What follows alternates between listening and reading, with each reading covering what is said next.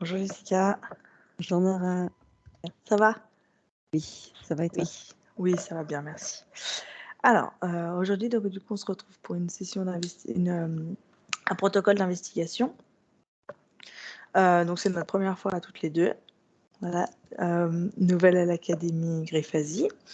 Donc, en 2 mots, est-ce que tu veux juste te présenter vite fait? Moi je suis opérateur de support et j'ai fait la formation télépathe avec Aurore au mois de mars. D'accord. Et du coup, moi, j'ai suivi le cours premier degré d'opérateur en distanciel au mois de février. Voilà. Et du coup, on fait pas mal d'Académie Day. Donc, par rapport aux investigations, donc, en fait, ce sont des protocoles donc avec une partie fixe et une partie libre sur un sujet que tu ne connais pas, en fait, à l'avance, et qui nous permet d'aller voir éthériquement, chercher des informations sur un sujet spécifique. Voilà. Et les investigations sont faites du coup par des binômes de la team partout dans le monde. Voilà. On va commencer? Oui. Tu veux que je compte depuis 5? Oui, s'il te plaît. D'accord, bien. Alors, tu prends une grande inspiration.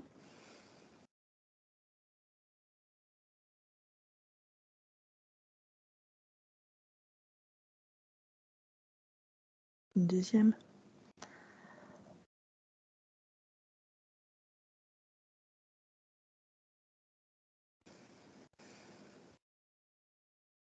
Bien.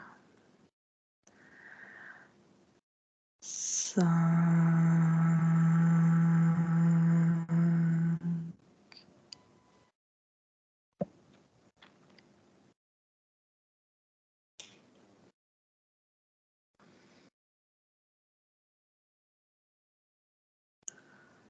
4.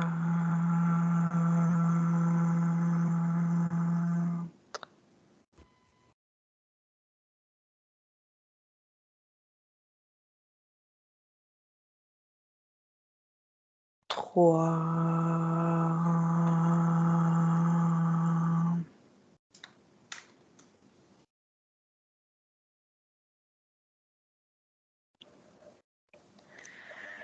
2.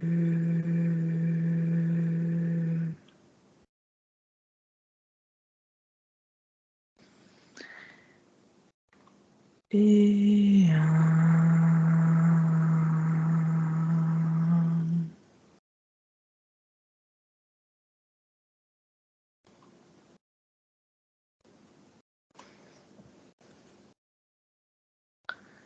À mon 3, tu seras complètement dans l'ambiance éthérique,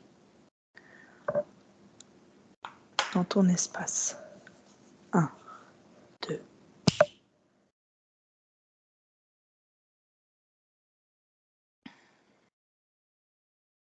Oui. Comment tu te sens? Bien. Bien. À combien sont tes fréquences? 462. D'accord. Est-ce que tu te sens le besoin de les changer? Non. Bien. Alors. À mon 3, tu vas rentrer en contact avec les caractéristiques que tous les ADN éthériques humanoïdes ont en commun. Et tu vas les décoder. À 3. 1, 2. Humanoïde. Dans le sens humain ou dans le sens humanoïde hors terrien? On va dire les entités humanoïdes, pas forcément humaines. Les caractéristiques communes. Oui. De l'ADN éthérique. Humanoïde.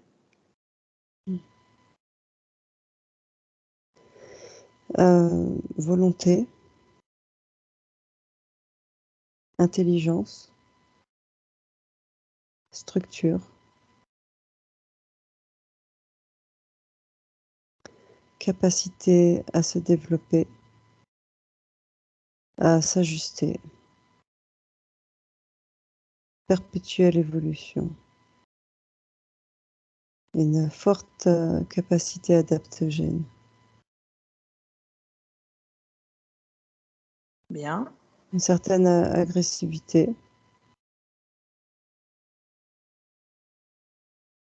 une volonté de dominer. Ça, c'est ce que tu vois dans leur ADN éthérique. Oui, oui.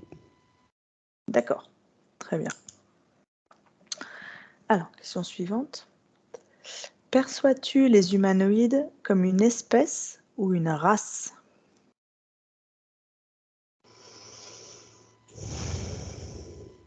Les deux. Est-ce que tu peux préciser? Les deux, oui. Il y a un véritable caractère social, sociétal, politique dans le fait de se déterminer en tant que race supérieure, dominante dans l'univers. Pour eux, c'est ce qui entoure cette espèce. Et vraiment espèce dans le sens où ADN, au niveau génétique et physique, ils sont différents. Ils sont une espèce et une race à part entière. D'accord. Pour eux, ils sont et l'un et l'autre. Oui. D'accord. Ils sont très fiers d'être cette espèce. Et le fait de se déterminer en tant que race augmente. C'est un statut social en plus. D'accord. Donc, en tant que race, est-ce qu'ils descendent d'une espèce? Oui. De quelle espèce s'agit-il? Je n'arrive pas à capter. L'information s'éloigne, comme si elle était sur une autoroute et qu'elle s'éloignait de moi. Il y a cette espèce humanoïde et je perçois en arrière-plan encore autre chose. D'accord. On verra ça après. Du coup, en tant que race et en tant qu'espèce, voilà, pour eux, ils sont de l'espèce humanoïde. C'est bien ça? D'accord, bien. Oui. Et c'est Alors, vraiment il y a vraiment cette parce que nous sommes humains terriens, une race comme vraiment une sous-ramification, si on pouvait prendre un arbre généalogique très loin de ces humanoïdes. Mais il y a vraiment la notion de bipède commun. c'est-à-dire? C'est-à-dire que l'espèce humanoïde, c'est encore une sous-espèce. Et c'est cette espèce au-dessus que je n'arrive pas à capter. D'accord. Alors, si ils sont une espèce, donc quelle est la principale caractéristique de l'espèce humanoïde? Conquérants. Conquérants, ce sont des conquérants militaires, je dirais. C'est vraiment si je devais comparer l'information que j'ai, c'est que les terriens, nous sommes vraiment tout en bas. Les humains sont tout en bas de l'échelle de cette espèce. Nous sommes la race travailleuse, la race esclave, c'est le mot qui se met dessus. Et eux sont vraiment les humanoïdes sont la race militaire beaucoup plus évoluée. C'est des conquérants militaires. D'accord. Donc, si les humanoïdes sont une espèce, combien de races appartiennent à l'espèce humanoïde? J'ai 42. Bien, J'ai le chiffre 42. bien. À mon 3, observe et décrit comment cette espèce race humanoïde est née. À 3, 1, 2.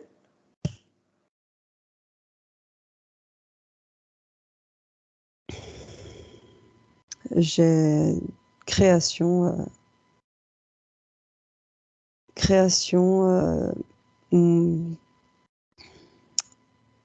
de laboratoire scientifique, mais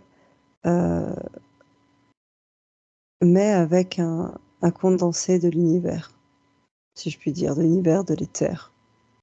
Qu'est-ce que ça veut dire? Ça veut dire que la race a été créée pour être en permanence, avoir un lien permanent avec l'éther, quelle que soit la dimension dans laquelle elle évolue, ou la dimension, quand elle saute de dimension en dimension. D'accord. Alors, l'espèce humanoïde est-elle le résultat de la sélection naturelle? Non,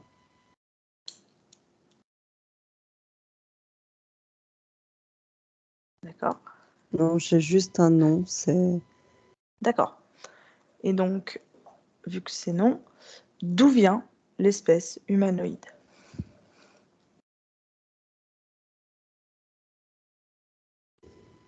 Je vois d'autres galaxies. Bien. Mais l'information m'échappe.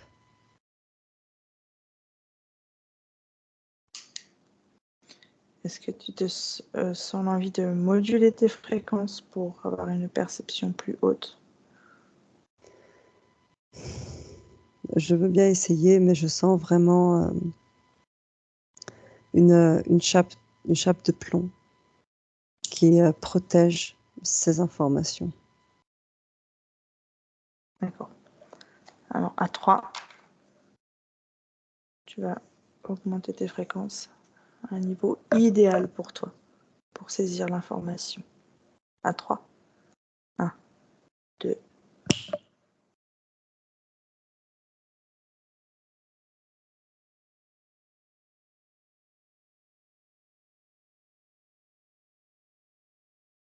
Il y a vraiment cette notion de voyageur. Voyageur conquérant vraiment d'univers, de galaxie en galaxie, et de système solaire en système solaire. D'accord. Compare les principales caractéristiques d'un ADN éthérique appartenant à l'espèce humanoïde avec celui des humains. Qu'est-ce que tu perçois?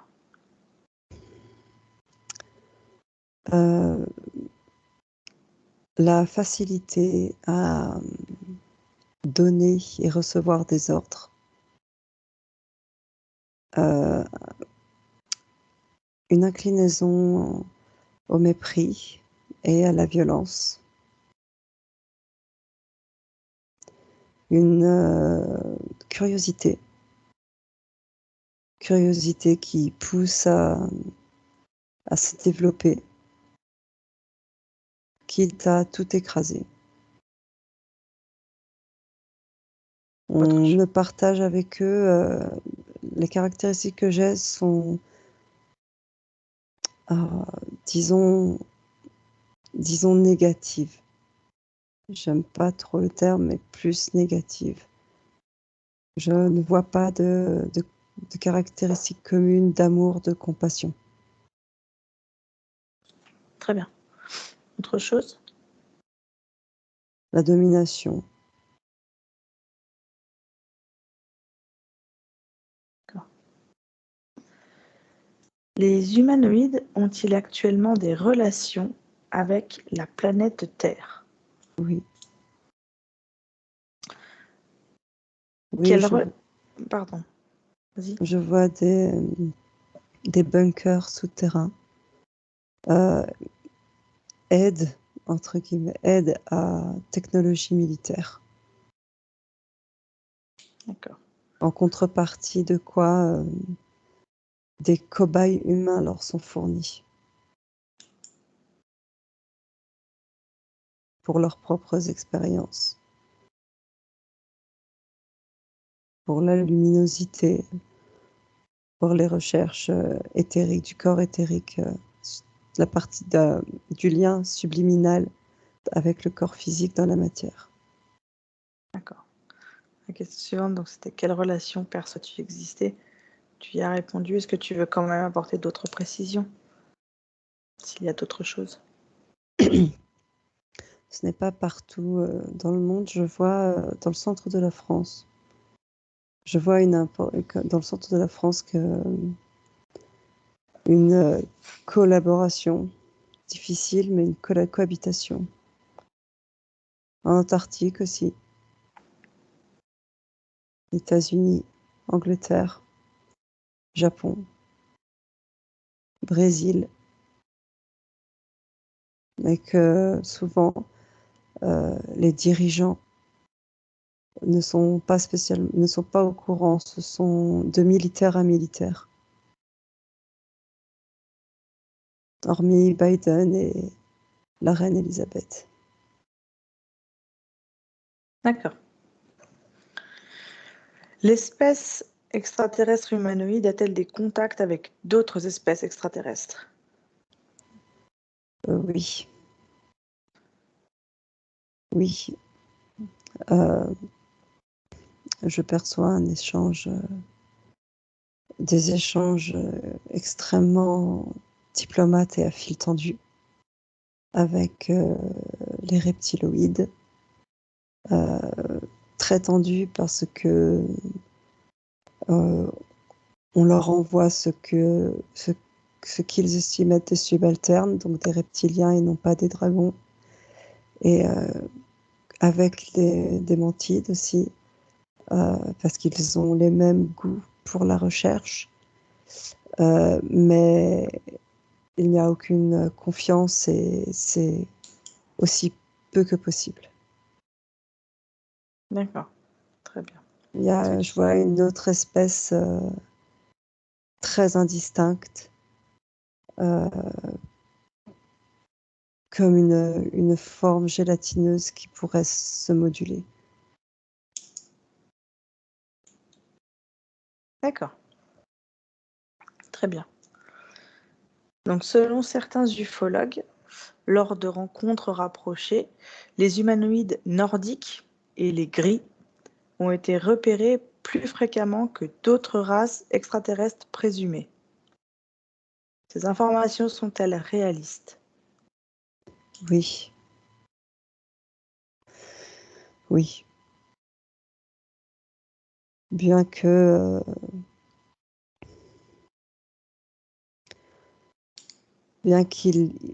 comment je perçois une certaine illusion autour du nombre des grands nordiques.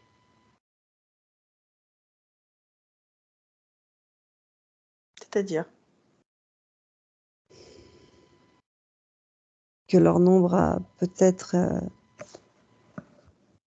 soit a été gonflé, soit a été dégonflé. Je n'arrive pas à savoir dans quel sens.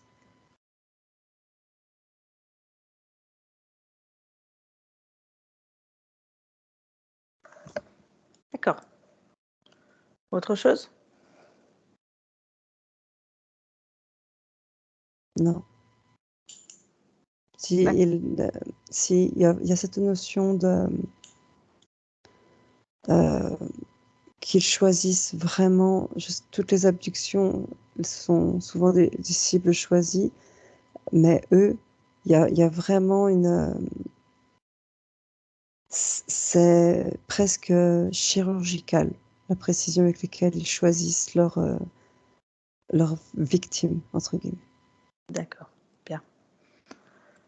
J'ai fini le protocole fixe. On va passer à la partie libre. Donc, moi, j'aimerais savoir depuis combien de temps ils sont sur Terre. Quelle information as-tu par rapport à ça? 8400 ans, Quel est le point d'origine? pardon, 8400 ans, c'est-à-dire depuis maintenant? depuis maintenant. D'accord. Donc, ils sont présents aujourd'hui. Est-ce qu'ils sont présents dans notre présent, on va dire? Est-ce qu'ils sont du coup présents physiquement sur notre planète? Oui, Oui. oui, C'était ma oui. question. Et j'ai vu qu'ils ont attendu que il y avait une autre espèce dominante et ils ont attendu que ces derniers représentants s'en aillent pour se dévoiler un peu plus. Est-ce que tu peux me dire quelle était cette espèce dominante? Reptiles. Ça, je vois des reptiles. D'accord. Très bien. Est-ce que tu peux me dire quel est leur but exact le but exact de leur présence sur notre planète? Le contrôle. S'assurer la mainmise sur une planète qui dans le qui dans cette dimension matérielle est pleine de ressources en matériaux. Déjà, elle présente pour eux une source de matériaux inexploités. Et pour nous aussi. Ils sont aussi là pour nous, pour absorber notre lumière, si je puis dire. D'accord. Leur présence sur notre planète est-elle voulue? Par eux, oui. Oui, par eux, oui. Oui, bien sûr. Oui, Ils ont choisi. ils ne sont pas arrivés par hasard. D'accord. Très bien. Sont-ils en conflit avec d'autres races, Oui, espèces? oui. Tu peux me dire lesquelles? Falconoïde, c'est très, très, très tendu. Est-ce que tu peux me dire pour quelles raisons? Parce que les falconoïdes étaient implantés en Égypte et que il y a vraiment un cœur, ce cœur, c'est vraiment névralgique, il y a tellurique, c'est à tous les niveaux, en fait, c'est un lieu qui est extrêmement puissant et que tous voulaient acquérir. On a vraiment le bassin méditerranéen, l'Égypte qui repart sur Israël jusqu'en Iran et Irak. Euh, c'est un endroit qui est très prisé. D'accord. Et en règle générale, ils voudraient écraser tout le monde. Donc ils ont aucun respect pour la majorité des espèces. Euh, ils tolèrent, disons, les autres, certaines. D'accord. Très bien. Est-ce que tu peux me dire si ils ont des capacités physiques particulières? Ils sont dans la matière, sur notre planète, ils sont ce qu'on pourrait appeler des surhommes, des surhumains. Euh, ils ont beaucoup plus de résistance à nos maladies, à la gravité. Ils savent se moduler, en fait. Ils arrivent à moduler avec des équipements pour supporter la gravité. Ils se moquent d'ailleurs de ceux qui n'arrivent pas à le faire.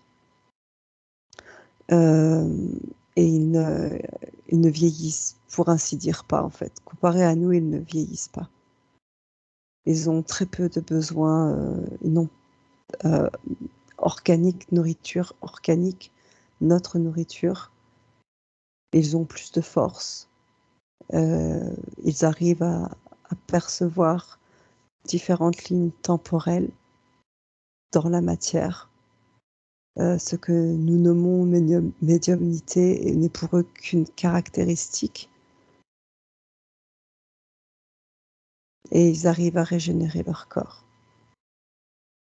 Et ils ont d'ailleurs énormément de mépris face à nous parce qu'ils ne comprennent pas que nous n'ayons toujours pas compris par nous-mêmes comment faire. D'accord. Ont-ils une technologie particulière qui pourrait être partagée avec les humains?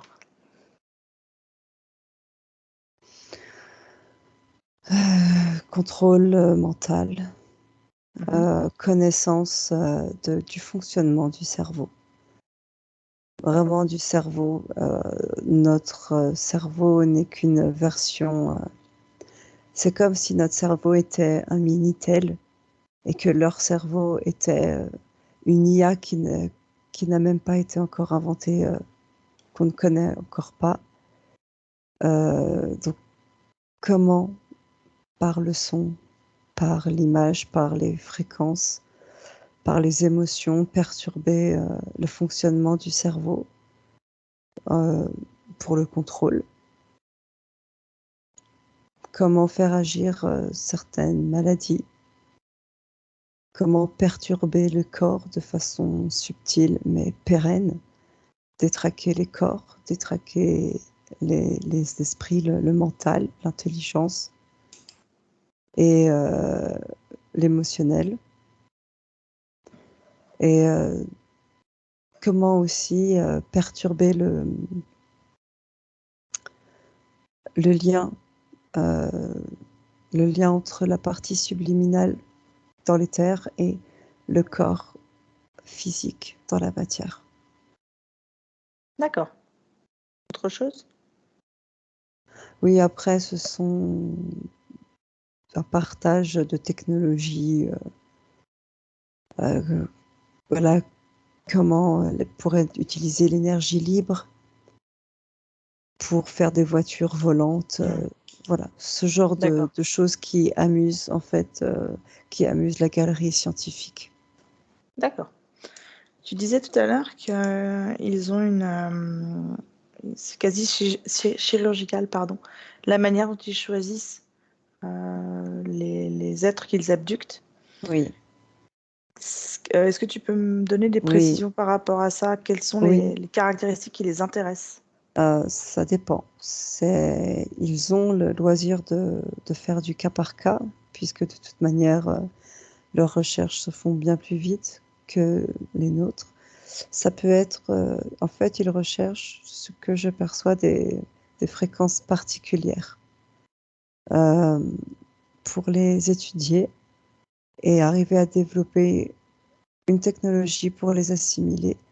Ça peut être vraiment des dépressions très fortes, comme des joies immenses, comme l'innocence, la peur pure, la peur par exemple de l'enfant, utiliser des peurs ciblées. J'ai des images de femmes victimes de viol et on appuie en fait, on joue sur là-dessus pour essayer vraiment de chercher, de pousser toujours plus loin quelles fréquences peuvent le plus les nourrir. Alors quand c'est la joie, ça ne marche pas, ça leur fait du mal, mais ils veulent essayer du coup de comprendre comment la détruire en ce qui pourrait être pour nous c'est même pas une milliseconde. Comparé aux menthes, qui sont aussi très scientifiques, Oui. Quelles sont les différences entre les deux espèces au niveau de leur recherche ou même leur façon de faire? Les menthes ne sont pas spécialement militaires déjà.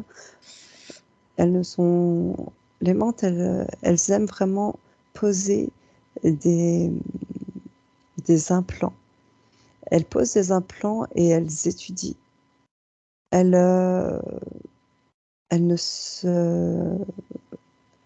Comment? Elles ne se salissent pas les mains, puisqu'il y a toujours les petits gris, même si les humanoïdes ont aussi affaire aux petits gris.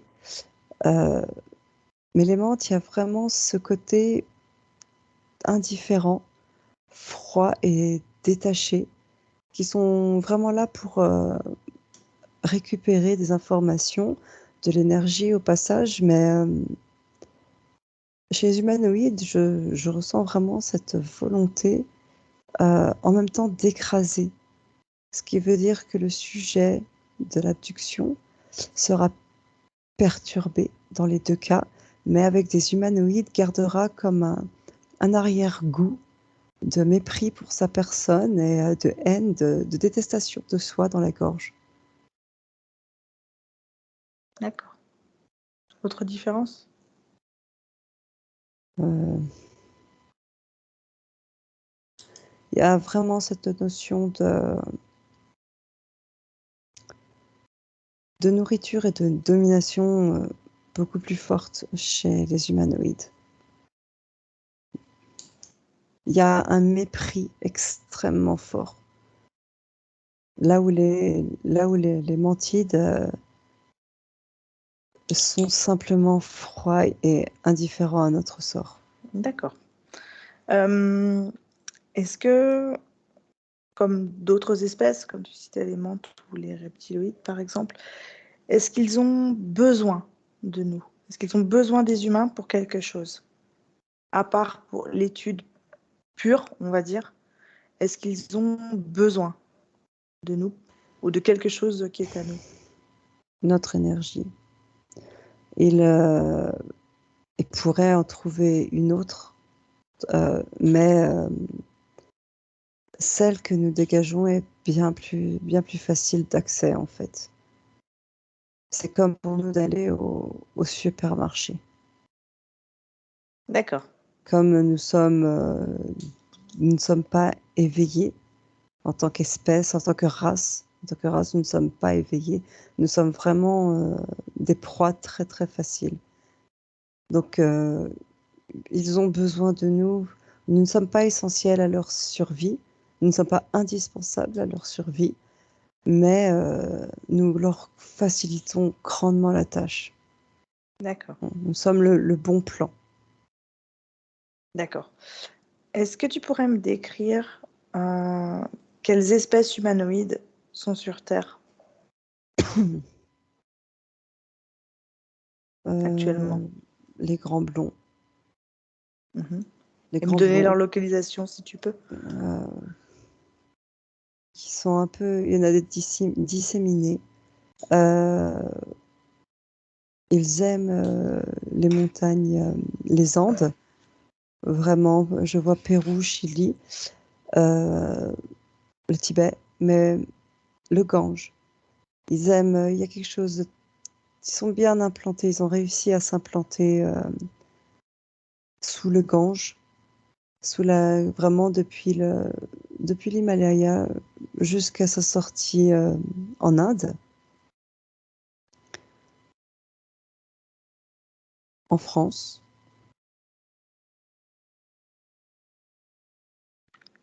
Et, mais en règle générale, je les vois dans des cités souterraines, dans des tunnels souterrains qui leur permettent de se déplacer bien plus vite sous la surface que sur la surface.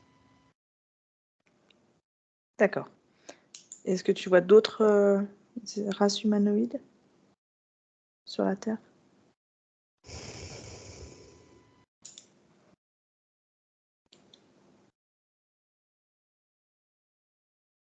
Il y en a en intraterre. À quoi ressemble-t-il? Ils sont très grands.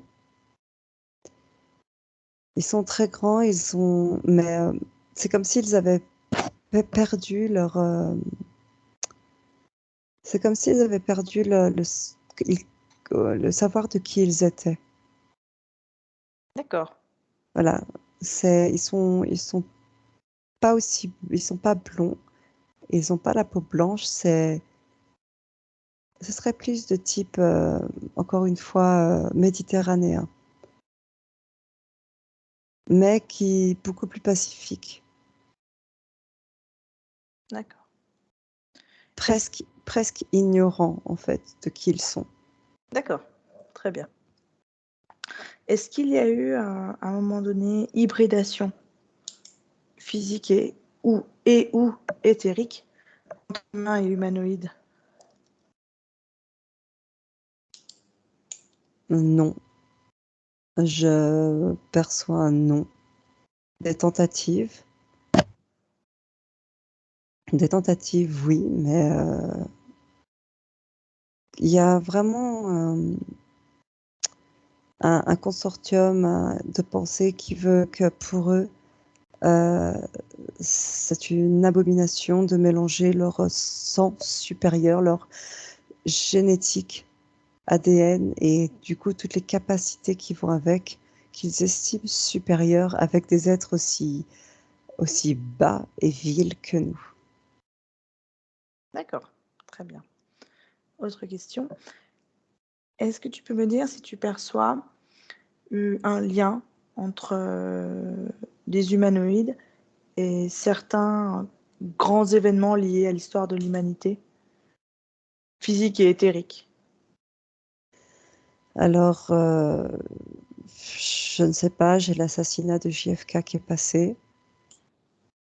Vraiment très, très en retrait, mais euh, pour cet événement-là, j'ai plusieurs espèces qui regardent la situation. Ne te Parce focalise pas sur cet événement. D'accord. Dis-moi juste si tu vois un lien entre des humanoïdes et des Oui. événements vraiment liés à l'histoire de l'humanité. Euh, j'ai du mal à percevoir. Je ne perçois pas grand-chose. D'accord. J'ai oui, oui, mais euh, ce sont des événements qui sont importants pour l'humanité, mais qui ne sont pas connus de l'humanité.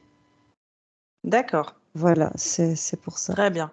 Les Très bien. événements qui sont connus de l'humanité relèvent plus du contrôle reptiloïde. D'accord. Très bien. Et c'est vraiment souterrain. D'accord. Très bien. Je ne pense pas avoir d'autres questions. Je réfléchis, mais non. Est-ce que tu as d'autres informations à partager qui te sont passées? Pas spécialement, hormis le fait que c'est un sujet euh, qui est quand même qui m'est difficile d'accès quand même dans les terres. Les informations sont difficiles d'accès Pourquoi? parce qu'ils se protègent. Parce que, encore une fois, c'est vraiment cette,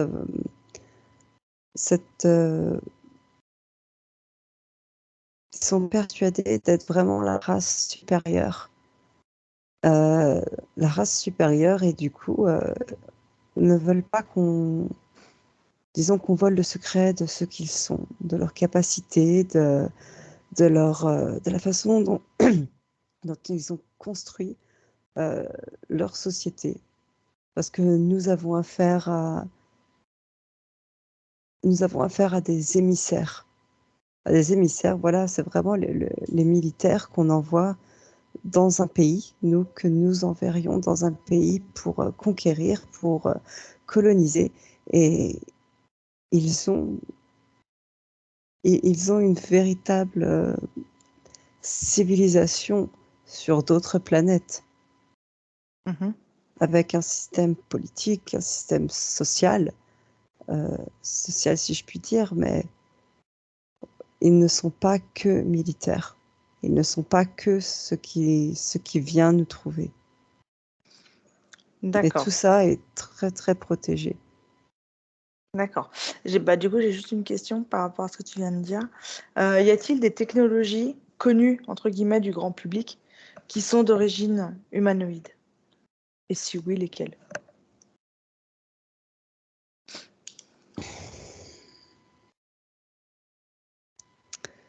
Il y a un rapport avec la télé, mais ce sont une certaine fréquence qui passe dans la télé. Mhm. Voilà, la télé est connue du grand public, mais c'est pas la télé ne. Il y a quelque chose avec les fréquences. D'accord. Ils se ser- ils se servent de la télé pour... Voilà, c'est plutôt ça. C'est certaines fréquences, oui, certaines fréquences qui peuvent passer lors des pubs, voilà. Mais D'accord, sinon non, connu du grand public, je n'ai pas d'informations. d'accord. Et autre question. Euh, Est-ce qu'il leur arrive des fois d'être au grand jour sur notre planète? Oui. Pardon, j'ai eu une image qui m'est arrivée pour la question d'avant, mais parce que c'est sur une autre ligne temporelle.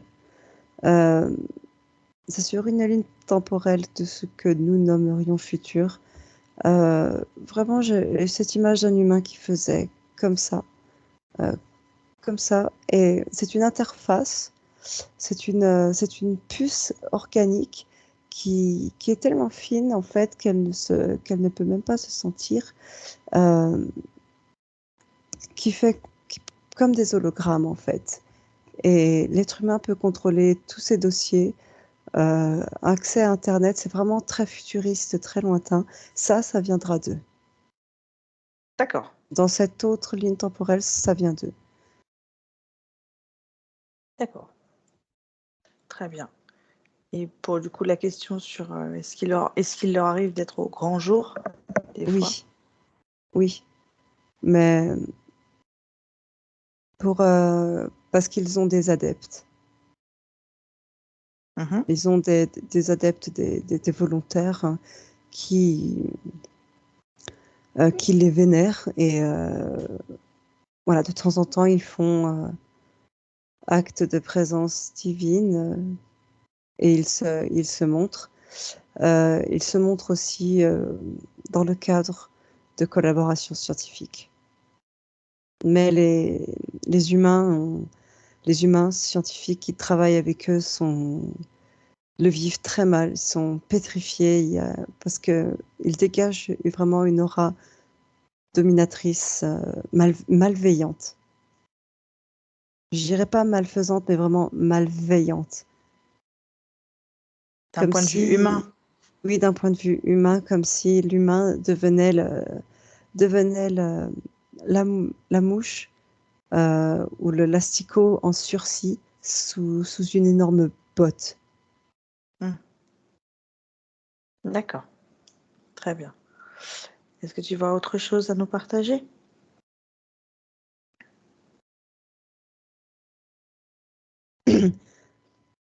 Il y a, il y a une, il y a une espèce de guerre et en même temps euh, avec les reptiliens. C'est nous concernant en fait, concernant la domination de la Terre. C'est comme une guerre ouverte, comme un jeu, mais un jeu vraiment très sérieux. C'est-à-dire qu'on chaque espèce tolère l'autre dans dans, en ce qui concerne la Terre et l'humanité à un point de vue physique et éthérique, mais cette cohabitation devra s'achever tôt ou tard. D'accord. Très bien. Alors écoute, moi j'ai fini mes questions. Je vais te compter jusqu'à 3 et tu vas revenir dans ton espace et tu vas te déconnecter de tout et de tous. À 3. 1, 2. Déconnecte. C'est bon. Comment tu te sens? Bien. À combien sont tes fréquences? Toujours 462. Est-ce que tu te sens le besoin de les modifier pour être à ton parfait niveau? Non, je suis bien. Je suis en fréquence de croisière, je suis bien. Bien. Alors je te remercie pour toutes ces questions. Je vais compter jusqu'à 3 et tu vas revenir avec nous. À 1, tu reprends petit à petit possession de ton corps. Tu commences à faire une grande inspiration. 2, tu étires tes extrémités. Et voilà, tu t'étires les mains, les pieds. Et 3, tu ouvres les yeux et tu reviens parmi nous. Ça va? Oui. Bien. Tu te sens bien? Oui, très bien. Très Bien. bien. Alors, je te remercie de ta participation.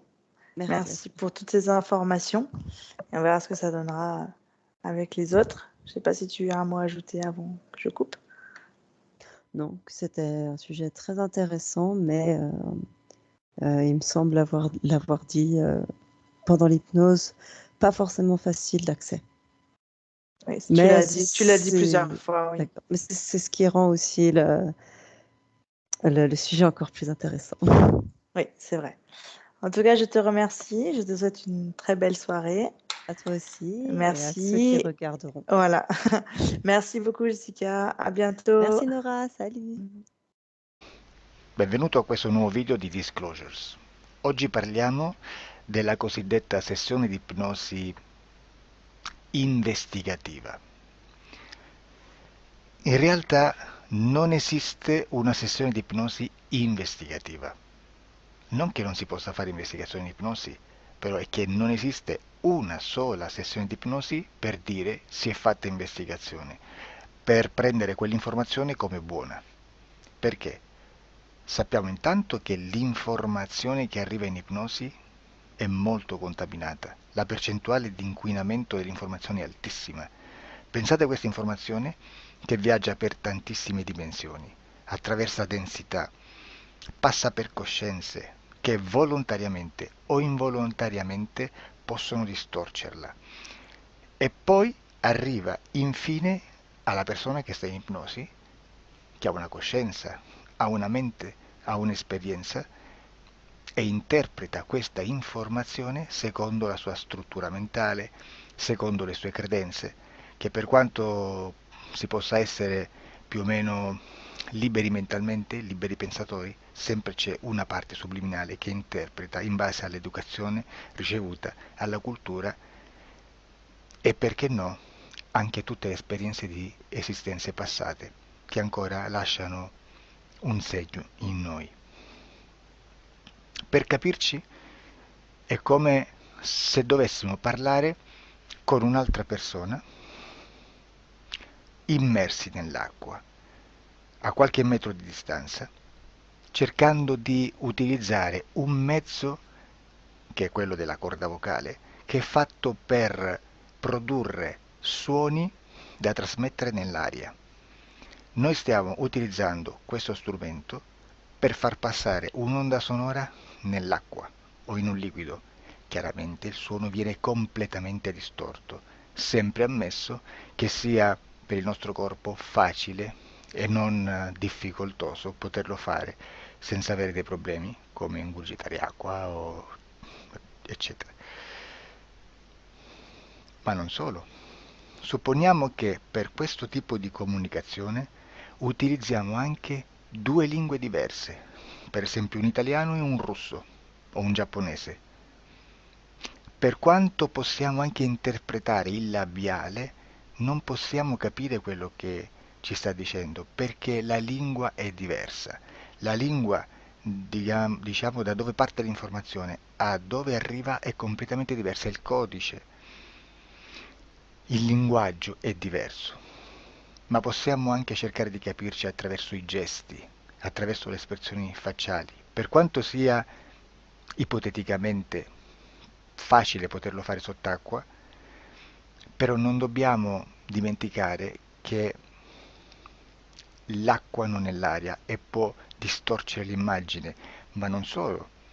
Dobbiamo anche pensare che l'altra persona, che parla un'altra lingua, che viene da un'altra cultura, potrebbe interpretare i segnali che noi interpretiamo come X in Y.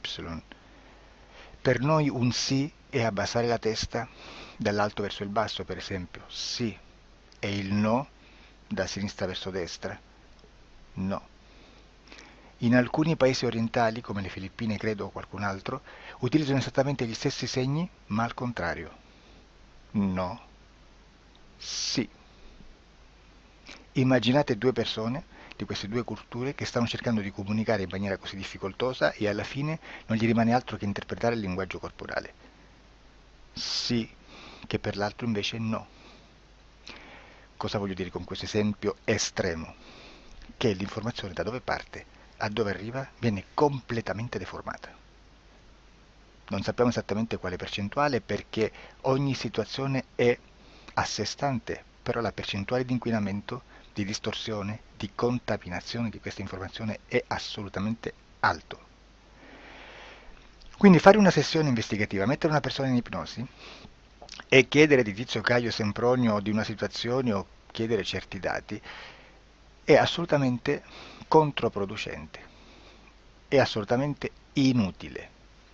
Quindi vi chiederete cosa fate allora voi quando fate ipnosi, quando fate delle domande, quando cercate delle risposte e con queste informazioni che vi arrivano lavorate sulla situazione esoterica del cliente. Beh, non facciamo altro che recuperare questa informazione solamente per arrivare al problema del cliente e poi lavorarci. Quindi il valore dell'informazione non è quello di un'istruzione, quello di memorizzare dei dati e di prenderli per buoni, ma è un veicolo di movimento, di trasporto verso la causa del problema per poi lavorarci. Quindi lo scopo di questo tipo di informazione che si prende dalla singola sessione è completamente un altro. Come si fa quindi? Investigazione in ipnosi. Il lavoro non è semplice, il lavoro è lungo, difficoltoso, stancante. È necessario farlo anche in squadra perché bisogna moltiplicare il numero di sessioni da fare e una sola persona potrebbe farlo soltanto in un tempo estremamente largo. Noi abbiamo delle informazioni che prendiamo ormai per buone, ci lavoriamo, danno dei risultati e quindi per noi sono buone. E come abbiamo fatto ad avere queste informazioni? Per esempio, come facciamo a sapere che un extraterrestre chiamato il cosiddetto grigio è più o meno alto X, poi ci sono magari quelli anche un po' più alti, ma hanno un corpo strano, hanno una pelle grigio-verde, hanno degli occhi grandi a mandorla neri, senza una pupilla visibile, non hanno quasi bocca né naso né orecchie, hanno soltanto delle fessure, non hanno organi genitali, hanno degli arti molto più lunghi rispetto alla proporzione che potrebbe avere il corpo umano, e di solito hanno meno dita delle 5 del corpo umano, eccetera, eccetera, eccetera. O se no prendiamo un altro tipo di essere che possiamo incontrare in ipnosi, come facciamo a dire che hanno delle somiglianze con i rettili, gli animali rettili terrestri o gli animali, gli invertebrati, gli insetti terrestri? Perché? Perché siamo sicuri di questa informazione e ci lavoriamo e quando ci arriva la prendiamo già per buona, nonostante sia anch'essa contaminata. Perché queste informazioni sono arrivate da tantissime sessioni, fatte da tantissime persone, con tantissime altre persone sotto ipnosi e che nel contesto di tutto il lavoro gli uni non sapevano degli altri. questo dato può essere più o meno rilevante, sempre c'è contaminazione e quindi possiamo prendere per buono anche un gruppo di lavoro dove l'uno possa sapere dell'altro. Ci potrebbe essere una contaminazione del contesto di quel gruppo di lavoro, ma si aggiunge semplicemente una piccola percentuale di questa contaminazione a già la grande che esiste. Non è così impossibile lavorarci. Da tutte queste sessioni, da questo grande numero di sessioni, migliaia, diciamo migliaia, noi prendiamo solamente quell'informazione che è uguale a tutte, che è in comune a tutte, o a quasi, perché magari qualcuna ci potrebbe essere niente in comune per una fortissima contaminazione, perché no? Ma dobbiamo prendere una stragrande maggioranza, proporzionalmente abnorme rispetto a quello che potrebbe essere un minimo di scartabile, e lì possiamo prendere per buona questa informazione. Quindi se noi su 10.000 persone diverse, con operatori anche diversi, in cui in ogni sessione vediamo un essere che più o meno ha le stesse caratteristiche del grigio o dell'insettoide, a forma di mantide religiosa, o il rettile a forma di lucertola, per esempio, di serpente o di quello che sia, o se vediamo il pianeta Marte più o meno di colore rosso, o se vediamo dei sotterranei eterici, non fisici, nel sottosuolo terrestre, soprattutto sotto le grandi città, dove c'è concentrato molto potere, molta energia di questo tipo, e chi più ne ha chi più ne metta. Se vediamo degli impianti che hanno certi tipi di funzioni, certi tipi di forme in certe parti del corpo, e questa informazione la ritroviamo tutta o quasi in tutte le sessioni fatte, eseguite, realizzate da tanti anni a questa parte, significa che quella è una informazione affidabile. E vi posso garantire che stiamo parlando di una percentuale bassissima. Su un 100% staremo, credo, forse più in basso di un 2-3%. Immaginate, tutto il resto è spazzatura, è informazione spazzatura. Sì, spazzatura.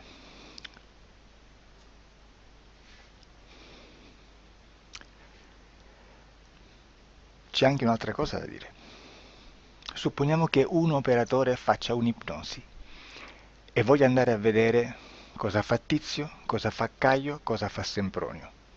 Arrivano delle informazioni e si dice che Tizio è biondo, Caio è zoppo e Sempronio è uno sportivo. Intanto già abbiamo detto che una sessione soltanto non serve, d'accordo? Ma poi c'è da dire che una coscienza, un essere, in ambiente subliminale, la sua parte subliminale potrebbe non dare autorizzazione a questa fuoriuscita di informazioni. Mi potreste dire, e allora tu quando chiedi agli esseri cosa fanno, cosa non fanno? Beh, intanto la prendo sempre con le pinze, perché abbiamo sempre detto che tutto è molto contaminato e mi serve solo per dirigermi da una parte. Ma c'è anche da dire che se un essere interferisce con l'altro, ha aperto un canale di comunicazione a cui non può ovviare, a meno che non lo recida, non lo annulli. Quindi quando io faccio la domanda a un essere, se lo faccio attraverso l'interferito, mi arriva l'informazione per un canale aperto che sottostà alla volontà dell'interferito. Sulla volontà dell'interferito parleremo in un prossimo video disclosures. Però, se io voglio fare un'investigazione sopra Tizio, Caio e Sempronio, che non hanno nessun collegamento, nessuna interazione e nessuna interferenza con il soggetto con cui io sto realizzando l'ipnosi, non è detto che mi arrivi questa informazione. Assolutamente. Potrebbe esserci completamente un muro. Come potrebbe esserci informazioni, perché quell'altra parte potrebbe autorizzare comunque. Ma non è detto.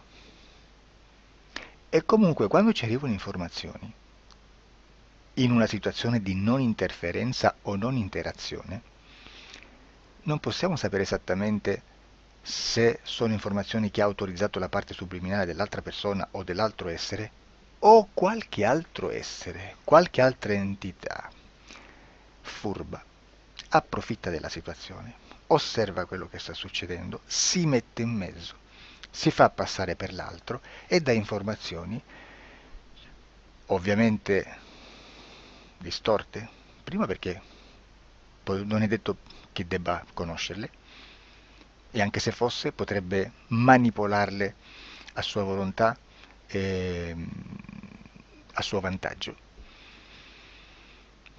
E quindi immaginate che situazione ridicola ci si viene a trovare, in quale situazione ridicola ci si viene a trovare in questi casi. Da qui si vede quando un operatore riesce a utilizzare l'informazione in ipnosi come per lavorare su un soggetto.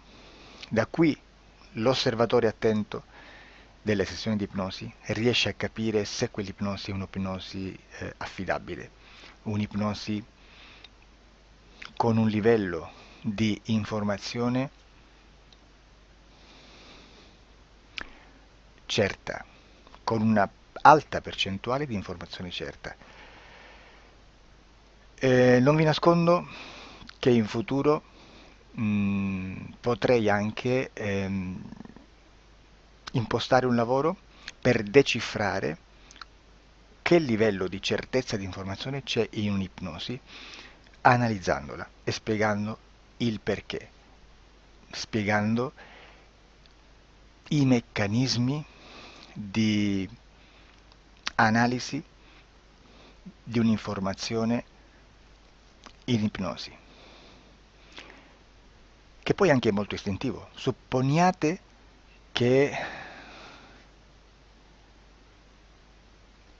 Supponiamo che dobbiamo cercare un'informazione su internet, per esempio un fatto di cronaca.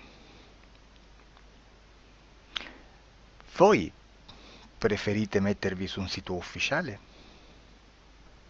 A caso. L'ANSA in Italia,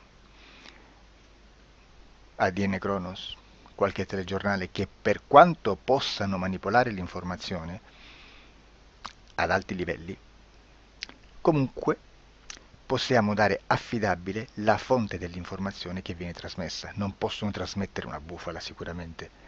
Verrà sicuramente manipolata ad altri livelli. Ne parleremo in altri video, ma a livello base la fonte è certa. Sicuramente non andrete a cercare questa informazione sul primo sito, il primo blog che vi passa davanti e magari c'ha 4 followers. Perché? Perché non vi dà nessuna garanzia della certezza della fonte. Non c'è un controllo né nella struttura interna di questa agenzia di informazione e né dal grande pubblico, che per la quantità di persone che attingono quell'informazione si può dedurre se l'informazione è certa o meno, perché è un'informazione che passa in un pubblico così vasto che se ci dovesse essere una distorsione con la realtà è molto probabile che venga fuori. Credo che abbia detto quasi tutto sulle sessioni investigative. Prima di chiudere aggiungo che proprio per questo stiamo conducendo dei cicli di investigazione in ipnosi regressiva che comprendono tante sessioni con persone diverse, con una buona o eccellente suscettibilità ipnotica sicuramente, per poter indagare su spazi ristretti su alcuni temi. Perché dico spazi ristretti? Perché se andiamo a prendere eventi grandi nel tempo, nello spazio, storici, parlare di qualcosa di molto generico implica una quantità di sessioni abnorme. Immaginate se dovessimo fare una sessione investigativa sui buchi neri, quanta informazione ci sarebbe e quante informazioni da filtrare. Sarebbe quasi impossibile farlo in questa maniera. Ma se noi riduciamo lo spazio di investigazione, se noi prendiamo per esempio Investighiamo sulla pedofilia nella Chiesa Cattolica. Ecco, se già restringiamo il campo d'azione, è molto più facile che possiamo attingere informazioni affidabili, presuntamente affidabili, con un numero di sessioni sicuramente alte, ma ridotte rispetto ad altri tipi di sessioni molto più generiche, su temi molto più generici. Quindi per fare anche delle investigazioni su temi molto generici bisogna suddividerli in temi, in dettagli, per poi alla fine, quando tutta l'informazione è stata filtrata ed è stata dedotta l'informazione comune, si possono mettere insieme per cominciare a costruire il quadro, mettere insieme tutti i puzzles. Questo è il vero senso dell'informazione in ipnosi, quando si fa ipnosi investigativa. La sessione per risolvere una problematica, un problema, con una presunta origine esoterica di un cliente, di una persona, è un'altra cosa, sono altri metodi, altre tecniche e l'informazione si usa in un'altra maniera, ha un altro scopo. Grazie, ci vediamo al prossimo video. Disclosure. Ciao.